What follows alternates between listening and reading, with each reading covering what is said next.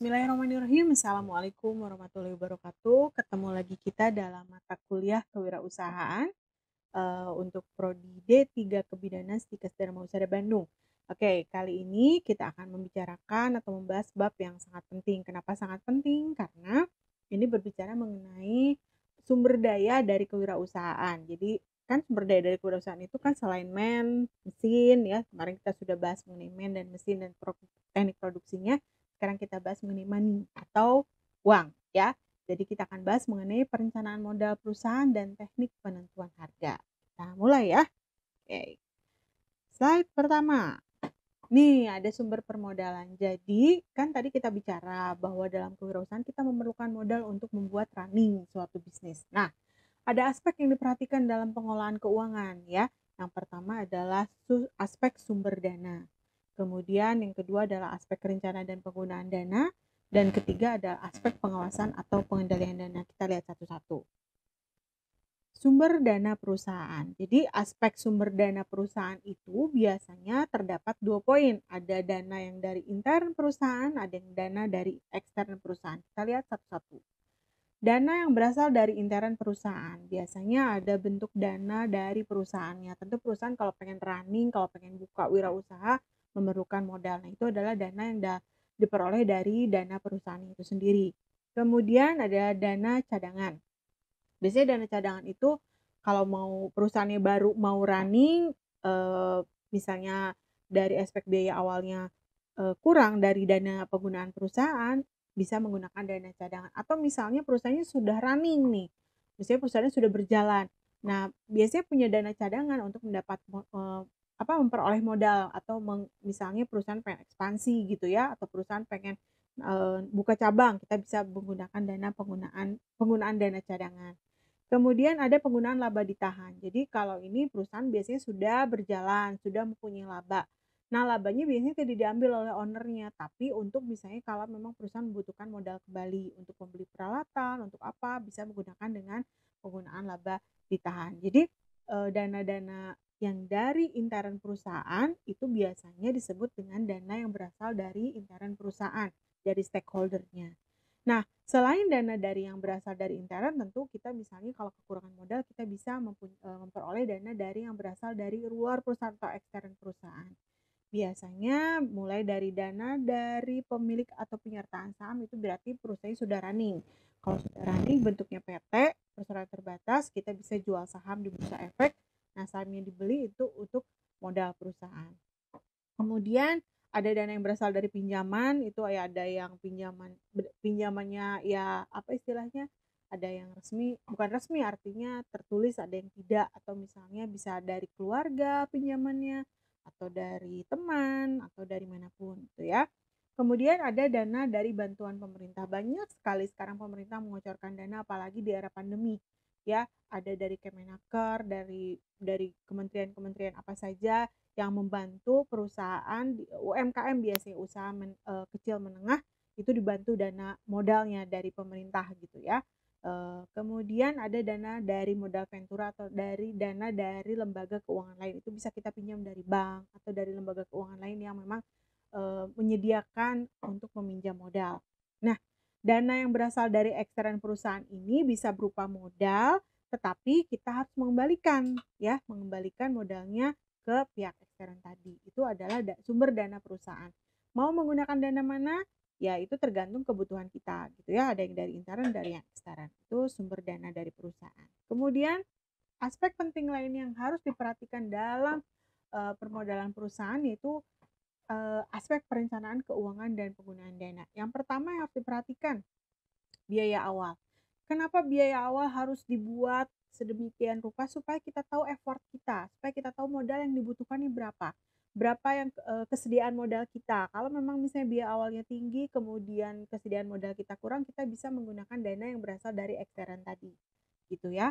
Nah, kemudian hal yang harus diperhatikan selain biaya awal adalah proyeksi keuangan. Nah, ini dibuat perusahaan ketika perusahaan akan running. Jadi perusahaan punya perencanaan tahun keberapa harus menjual berapa, ke tahun keberapa harus memperoleh dana berapa gitu untuk mengetahui jalur atau laju perkembangan dari perusahaan, itu proyeksi keuangan. Jadi kita bisa merencanakan apa saja yang harus dilakukan gitu ya untuk, perusahaan optimal gitu mencapai tujuannya, tentunya tujuan akhirnya adalah mendapatkan laba.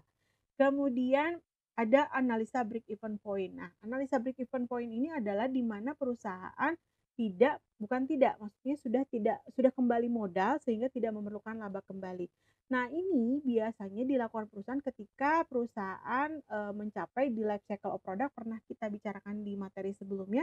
Life cycle of product kan ada 4 tahap. Yang pertama ada tahap introduction, perkenalan, kemudian ada tahap growth atau pertumbuhan, kemudian ada tahap maturity, dan ada tahap decline.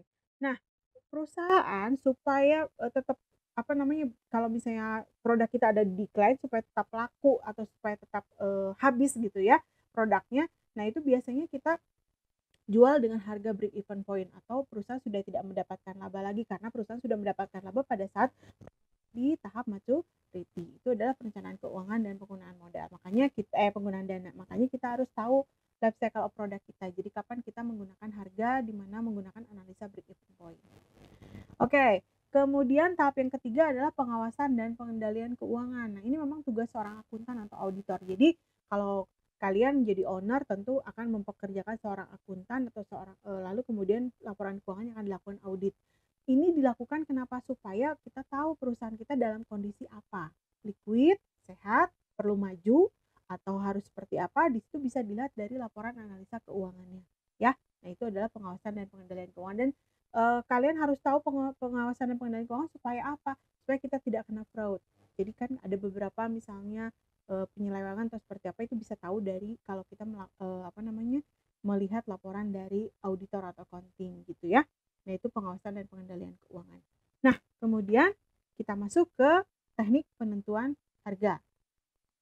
Teknik penentuan harga perusahaan dagang dan perusahaan jasa. Jadi perusahaan itu kan ada dua, ada perusahaan dagang yang kita jual produk secara langsung, ada perusahaan yang kita menjual jasa. Udah mengerti kan apa tuh perbedaan antara dagang dan jasa? Nah, sekarang kita akan bahas mengenai bagaimana menentukan harga bagi perusahaan dagang dan perusahaan jasa, ya. Kita mulai. Teknik penentuan harga bagi perusahaan yang menjual produk atau barang bukan berupa jasa. Rumusnya adalah P sama dengan FC atau fixed cost ditambah variable cost tambah margin laba. Oke, itu rumusnya. Nah, kita lihat keterangannya. P itu adalah price atau harga yang ditetapkan. FC itu adalah fixed cost, ya. Fixed cost itu adalah biaya tetap yang dikeluarkan perusahaan. Jadi biaya tetapnya itu biaya yang dikeluarkan mau per bulan, mau per tahun, akan selalu dikeluarkan oleh perusahaan, bukan jumlah rupiahnya yang sama, ya. Artinya kalau biaya tetap itu kebanyakan kan orang berpikir, oh jumlah rupiahnya sama gitu, setiap tahunnya keluarnya sama, bukan. Tetapi jenis biayanya yang dikeluarkan selalu dikeluarkan oleh perusahaan, nggak pernah enggak. Mau perusahaan itu sedang beroperasi, mau perusahaan itu sedang laba, mau perusahaan itu sedang rugi, tetap harus dikeluarkan fixed cost ini. Ya, nggak kenal lagi kayak gimana perusahaan, tetap harus dikeluarkan. Itu yang kita sebut dengan fixed cost atau biaya tetap. Bukan rupiahnya yang sama atau bukan jumlah uang yang sama, tapi jenis biaya yang dikeluarkan setiap perusahaan. Ya, jenis biaya tetap yang dikeluarkan perusahaan harus dikeluarkan mau dalam kondisi apapun perusahaan, itu kita sebut dengan fixed cost. FC itu variable cost, itu adalah jumlah biaya yang dikeluarkan sesuai dengan jumlah produk atau jumlah kuantiti yang kita jual atau yang kita hasilkan gitu ya. Nah, tadi saya belum kasih contoh kalau fixed cost atau biaya tetap itu contohnya biaya gaji.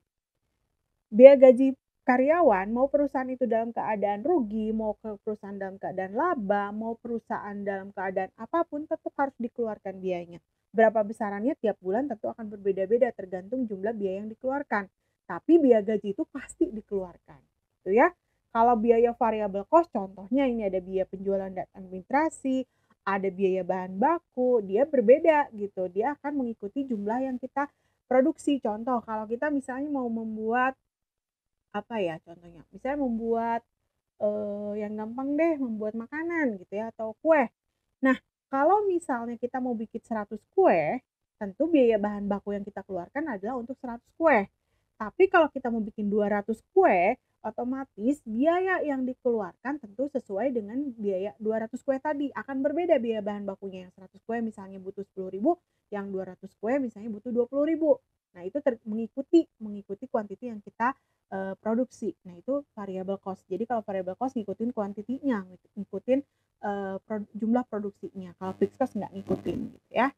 Nah, fee itu adalah margin laba yang kita inginkan. Berapa persen? Tergantung keinginan perusahaan. Biasanya kalau yang running pertama kali sih 20% gitu ya, laba yang diinginkan.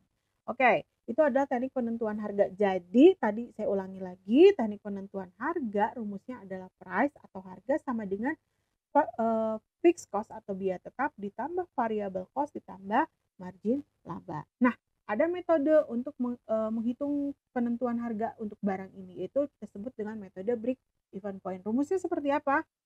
Oh, ini kalau kita pengen mencari margin labanya berapa.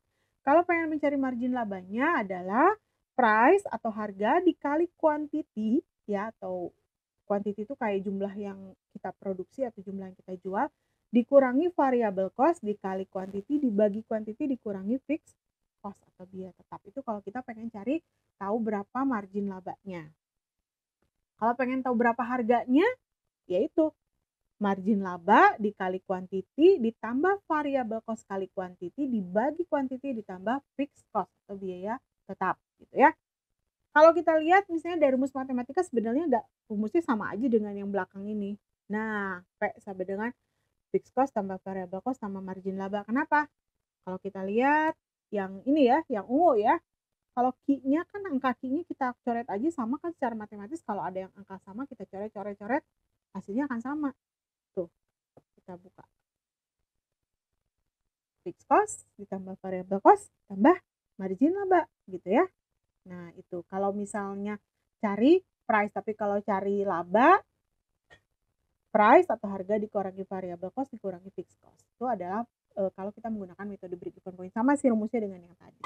Oke, ini keterangannya tadi saya bilang margin P itu adalah margin laba, Q itu adalah quantity atau barang yang kita mau jual atau barang yang kita hasilkan. VC itu ada variable cost, FC itu fixed cost atau biaya tetap, P itu ada price atau harga.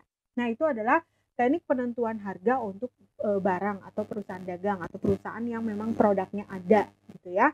Sekarang kita masuk ke teknik penentuan harga untuk perusahaan jasa. Kalau jasa itu kan biasanya kita nggak bisa pegang ya, tapi kita bisa rasakan. Nah, bagaimana menentukan harga untuk perusahaan jasa? Rumusnya seperti ini. P atau price sama dengan total cost dibagi dibagi jam produktif ya. Sekali lagi, P sama dengan total cost dibagi jam produktif dikali 1 per 1 dikurangi persentase margin laba. Nah, total cost dapat dari mana? Sama aja ya, fixed cost ditambah variable cost. Jadi tadi bedakan, apa itu fixed cost, apa itu variable cost. Saya ulangi lagi, kalau fixed cost itulah biaya yang selalu dikeluarkan perusahaan. Bukan jumlahnya sama, tapi jenis biayanya sama, selalu dikeluarkan perusahaan. Tidak mengikuti keadaan perusahaan, tidak mengikuti kuantiti yang kita jual, tidak mengikuti kuantiti yang kita produksi. Tapi variable cost dia mengikuti kuantiti yang kita produksi ya, dia mengikuti keadaan perusahaan. Itu adalah variable cost. Jadi sekali lagi total cost itu kita dapat dari fixed cost tambah variable cost, sehingga teknik penentuan harga untuk jasa price atau harga sama dengan total cost dibagi jam produktif dikali 1 per 1 dikurangi persentase laba. Oke. Nah, kita langsung masuk ke contoh soal aja ya biar gampang. Bagaimana contoh soal ini? Contoh soal teknik penentuan harga untuk bukan perusahaan jasa, perusahaan dagang atau produk ya. Kita bacakan dulu soalnya. Yang pertama, diketahui bahwa biaya bahan baku itu adalah untuk memproduksi satu unit, misalnya satu unit apa gitu ya, biaya bahan bakunya yang dibutuhkan adalah 34.000 per unit. Kemudian upah tenaga kerja adalah 55.000 per unit. Biaya overhead pabrik adalah 12.000 per unit. Nah, fixed cost-nya 20.000. Kenapa fixed cost dikali per unit? Karena fixed cost itu nggak ngikutin unit, gitu ya, nggak ngikutin quantity yang dihasilkan, ya, sehingga tidak per unit. Kalau yang lain-lain per unit. Quantity yang dihasilkan adalah 10.000 unit. Pertanyaannya, berapakah harga break even point? Itu yang A, yang B. Jika perusahaan ingin mendapatkan laba 15.000 per unit, berapakah price atau harga jualnya? Nah, kita sorotin di sini. Tadi kan saya kasih contoh nih, biaya tenaga kerja atau biaya gaji itu kita masuk ke fixed cost, tapi di sini kok ada per unit ya gitu. Nah, saya berikan contohnya seperti ini. Misalnya saya berikan lagi contoh perusahaan toko kue. Kalau kue biasanya di menjelang lebaran atau menjelang hari raya besar itu pesanannya lebih banyak kan. Nah, contoh si toko kue Asrini ini punya 10 orang tenaga kerja. 10 orang tenaga kerja ini selalu bekerja dari Januari sampai Desember. Januari, Februari sampai Desember kerja terus dan kita gaji terus. Itu 10 orang. Nah, ketika menjelang lebaran, karena banyak A pesanan major. kuenya, nggak selesai kalau dikerjakan sama 10 orang ini. Sehingga Asrini saya mengerjakan orang lain B flat major. gitu ya. Pro. Tapi saya kerjakannya kalau memang menjelang hari lebaran aja. Kenapa? Karena kalau sama 10.000 orang nggak bisa gitu ya. Sehingga orang yang tadi saya kerjakan tadi ditambah lagi gitu supaya bisa menutup jumlah produksinya gitu ya, supaya bisa memenuhi pesanan gitu, sehingga saya pekerjakan lagi 20 orang misalnya. Jadi dalam runut waktu selama lebaran saya mempekerjakan 30 orang. 10 orang adalah orang-orang yang selalu kerja dari Januari sampai Desember tadi, yang 20 orang itu saya kerjakan selama menutup pesanan dari pas lebaran tadi. Nah, sehingga tenaga kerja yang 20 orang tadi saya masukkan ke variable cost. Kenapa? Karena sesuai dengan jumlah pesanan. Nah, kita selesaikan dulu ya soal yang ini. Jadi sudah ngerti ya kenapa upah tenaga kerja di sini saya masukkan variable cost, karena tidak bekerja selalu selama setahun itu. Jadi kerjanya pada saat memenuhi pesanan saja. Oke, penyelesaiannya seperti ini. Nah, tadi saya bilang kita pilih dulu mana sih variable cost-nya. Kalau di sini kan belum jelas ya variable cost-nya mana ya. Variable cost itu adalah tadi saya bilang biaya yang keluar sesuai dengan kuantiti yang kita keluarkan. Di sini kita masukkan biaya bahan baku ya, biaya bahan bakunya tentu sesuai dengan kuantiti yang kita keluarkan. 34.000 tadi biaya bahan bakunya. Biaya tenaga kerjanya berapa? 55.000 per unit. Lalu biaya overhead pabriknya adalah 12.000 per unit, sehingga variable cost-nya adalah kita tambahkan semuanya dapat 101.000 per unit. Itu variable cost-nya. Fixed cost-nya berapa? Tadi udah dibilang 20.000. Kemudian kuantiti yang dihasilkannya 10.000. Margin labanya tadi yang di keterangan B adalah 15.000. Rumusnya tadi kan ditanyakan price BEP, betul? Nah, price BEP itu adalah price di mana harga perusahaan tidak usah mendapatkan laba. Kenapa tidak usah mendapatkan laba? Karena perusahaan sudah mendapatkan laba pada saat produknya ada di tahap maturity yang tadi saya bilang life cycle of product gitu ya. Jadi ceritanya kalau misalnya suatu saat produknya sudah masuk ke tahap decline, berapa sih harga jualnya, di mana laba kita nggak usah dapat karena sudah mendapatkan laba sebelumnya. Rumusnya seperti ini kan.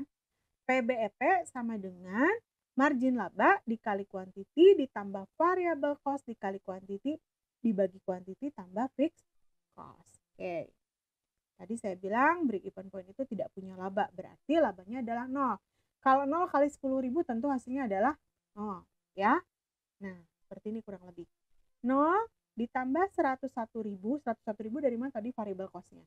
Dikali kuantiti 10.000 kuantitinya dibagi kuantiti 10.000 tambah fixed cost 20.000. Kita coret yang 10.000-nya. Jadi hasilnya seperti ini. Kalau kalian mau pakai kalkulator 100.000 kali 10.000 dulu bagi 10.000 boleh. Pasti hasilnya 101.000 ya. Tapi gampangnya coret aja yang sama angkanya. Oke.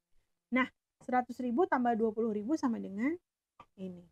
Berarti price break even point-nya adalah 121.000 per unit. Sehingga kalau kita mau jual produk ini pada saat perusahaan tidak punya laba itu 121.000, atau kalau kita biasanya sih biasanya adalah harga pabrik. Nah, harga pabrik itu berarti harga yang tidak punya laba lagi gitu, break even point ya, 121.000. Nah, kalau misalnya perusahaan pengen dapat labanya 15.000 per unit, berapa sih yang harus harga yang harus kita keluarkan, harus kita launching? Seperti ini rumusnya ya. P sama dengan kuantiti laba 15.000 dikali kuantiti 10.000 ditambah variable cost-nya 101.000 dikali 10.000 dibagi kuantiti 10.000 ditambah fixed cost-nya 20.000. Coret aja yang 10.000-nya ya. Hasilnya jadi seperti ini. Atau kalian mau kerjakan dulu yang dalam kurungnya biar nolnya banyak boleh. Tapi pusing kan?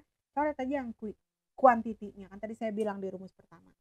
Jadi P-nya adalah 15.000 tambah 101.000 tambah 20.000 sama dengan 136.000 per unit.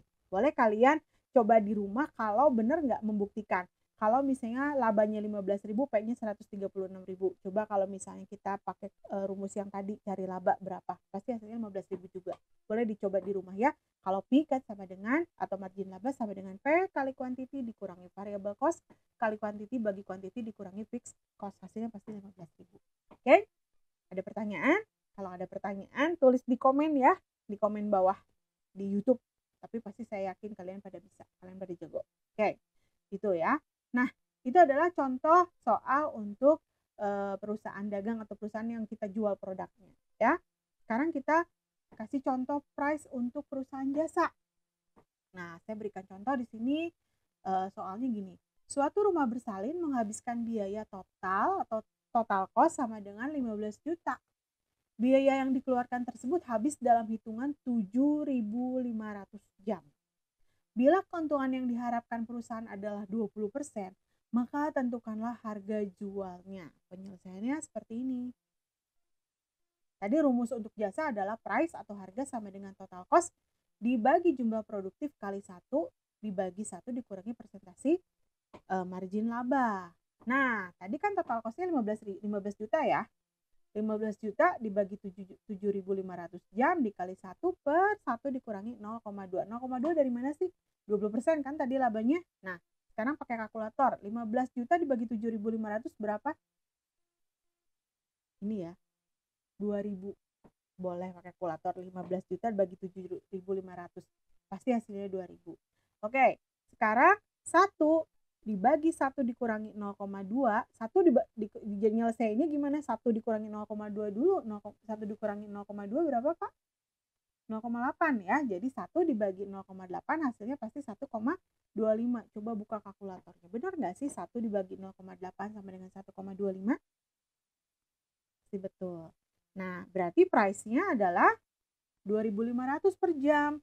Jadi 2.000 dikali 1,25 sama dengan 2.500 per jam. Contoh, kalau rumah bersalin itu misalnya memeriksa ANC, INC, atau PNC atau apapun. Nah, dia membutuhkan kurang lebih misalnya dengan persiapan itu 3 jam. Misalnya, berarti harga jual untuk jasa ANC-nya 2.500 kali 3 jam. Berapa? 7.500 gitu. Ini contoh, bisa aja kalian misalnya total cost-nya dihitung dulu berapa, variable cost tambah fixed cost-nya berapa, terus berapa jumlah jamnya, misalnya jumlah jamnya dikali hari gitu ya, itu bisa kayak gitu. Nanti kita belajar lagi seperti ini, kurang lebih contoh sederhana saja. Nah, ada pertanyaan untuk perusahaan jasa ini? Biasa kalau ada pertanyaan tulis di komen, nanti akan saya jawab di komen ya. Tulis di komen YouTube saya di bawah. Oke. Nah, supaya kalian lebih jago, supaya kalian lebih bisa, tentu harus banyak latihan soal. Nah, latihan soal ini kalian kerjakan. Kirimkan via email ke saya ya.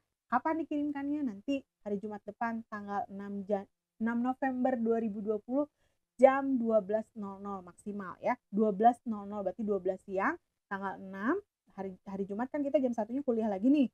Nah, kita akan bahas tentang latihan soal ini. Jadi kalau kalian kerjain latihan soal ini adalah lewat email ya ke asrinikristinawati@stikesdhb.ac.id, ada nanti di situ ya. Kemudian tulis NIM, nama, dan tugas kewirausahaan. Kalian bagaimana cara mengerjakan soalnya, tulis langsung di email, nggak usah pakai attachment ya. Kalau pakai attachment nanti saya download satu-satu jadi susah nanti ya. Tulis di attachment aja bagaimana cara mengerjakan soalnya. Terus di attachment nanti akan saya cek gitu ya. Nanti kan kita bahas di pertemuan selanjutnya. Nah, ini latihan soalnya. Saya bacakan ya.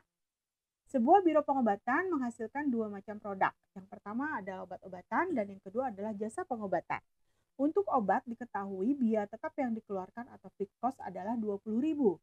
Biaya transportasi untuk pengangkutan dari pabrik ke lokasi biro pengobatan adalah 12.000. Kemudian biaya pengepakannya adalah 2.000. Kemudian diperoleh informasi bahwa pabrik mengeluarkan biaya bahan baku 4% dari biaya tetap. Sekali lagi, biaya bahan bakunya 4% dari biaya tetap. Sedangkan biaya tenaga kerja yang dikeluarkan adalah 10% dari biaya transportasi. Sekali lagi, biaya tenaga kerja yang dikeluarkan adalah 10% dari biaya transportasi. Dan biaya overhead pabriknya adalah 20% dari biaya tetap tambah 6.000. Sekali lagi, biaya overhead pabriknya 20% dari biaya tetap ditambah 60.000. Kemudian obat yang dihasilkan adalah 10.000 unit obat. Harga yang sudah dipasarkan adalah 120.000 per unit. Harga obat yang sudah dipasarkan adalah 120.000 per unit. Yang ditanyakan, berapakah laba yang dihasilkan untuk satu buah obat? Jadi yang ditanyakannya laba ya, berapakah laba yang dihasilkan untuk satu buah obat? Kemudian pertanyaan yang kedua adalah berapakah harga break even point-nya? Berapakah harga PBEP-nya? Jadi ada dua pertanyaan, berapakah labanya? Yang kedua, berapa harga break even point-nya? Oke. Kalian tugas ini dikumpulkan hari Jumat tanggal 6 ya, sebelum jam 12 siang, maksimal jam 12 siang. Ditulis di email, kirimkan emailnya ke asrinikristinawati@stikesdhb.ac.id, kemudian tulis di NIM, nama, tugas, tulis langsung di emailnya, nggak di attachment, tulis langsung di emailnya. Dan itu adalah bukti bahwa kalian hadir dalam kuliah saya hari ini. Oke, dikerjakan tugasnya ya. Nanti kita akan bahas tugasnya, siapa yang betul, siapa yang tidak, nanti akan saya reply, dan nanti akan kita bahas di hari Jumat. Ini kuliah kita hari ini. Semoga kalian mendapatkan pencerahan. Kenapa? Karena teknik penentuan harga ini digunakan mau jadi Anda menjadi wirausaha atau tidak, akan menggunakan bagaimana cara menentukan harga. Jadi nanti kalau misalnya mau perusahaannya rumah bersalin, mau perusahaan apapun, bagaimana cara menentukan harga sudah saya ajarkan ya. Jadi pasti kalian bisa. Nah, terima kasih sudah menyimak kuliah saya. Mohon maaf jika ada kekurangan. Sampai ketemu lagi di kuliah saya selanjutnya di kewirausahaan. Jangan lupa dikerjakan tugasnya ya. Assalamualaikum warahmatullahi wabarakatuh.